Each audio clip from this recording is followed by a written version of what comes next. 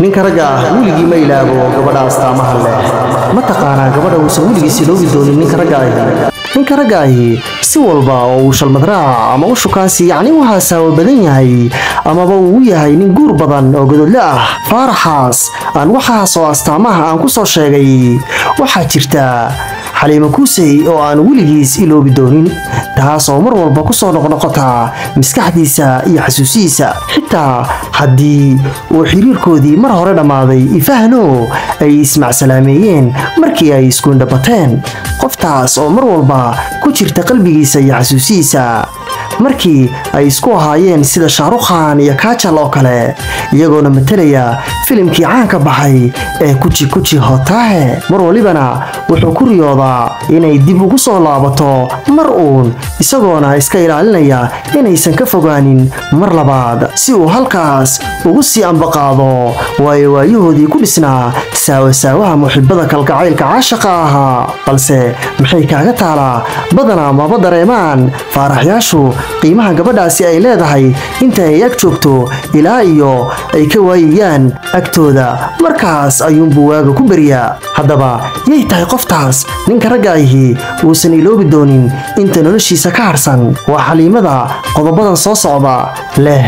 misana kula dhaqanta faaraxyaasha waa gabadha taqaana waxa uu jecel yahay iyo waxa uu neceb yahay ninka sidoo kalena waxa uu ku farxo iyo waxa uu ka xanaaqo waa midda u muujisa naxariis fara badan sidoo kalena dareensiisa inaysan ahayn oo keliya jacaylkiisa balse u buuxin karta booska marwanimo hooyanimo walaalnimo iyo kan saaxiibtinimo waa gabadha u samirta uguna dulqaadata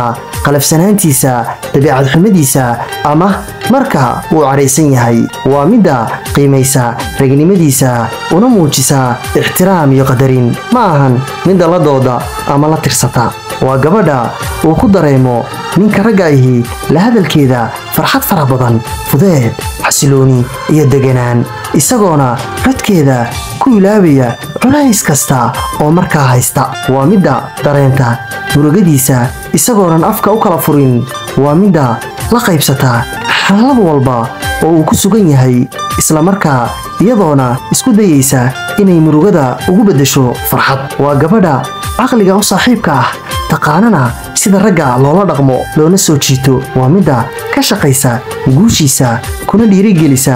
sidii uu horumar ugu gaari lahaa waa midda aanan aqoonin shayga la yidhaahdo cuqdada ama caloolkusidka misana qalbigeedu uu nadiifka yahay haddii uu ka raaligeliyo qalad uu ka galayna iska cafisa haddaba faaraxa ay horay u soo martay xaliimo dheemantan tilmaamahan aan xagga sare ku soo xusay leh misana ay si yar oo fudud gacantiisa ay ugu baxday ileen waa faarax khasaare waxaa hubaal ah inuu ka qoomayn doono mar walba oo ay ku soo dhacdo maskaxdiisan yar ee doqonta ah isagoona ku noolaan doona xasuuso gobolkoodii dhacay oo aanan wakhti xaadirkan loo joogin ugu dambayntii xaliimo intii aad noqon lahay mid markiiba uu faarax lagu baasto ilaago noqo tii mar walba maskaxdiisa yar ku soo noqnoqota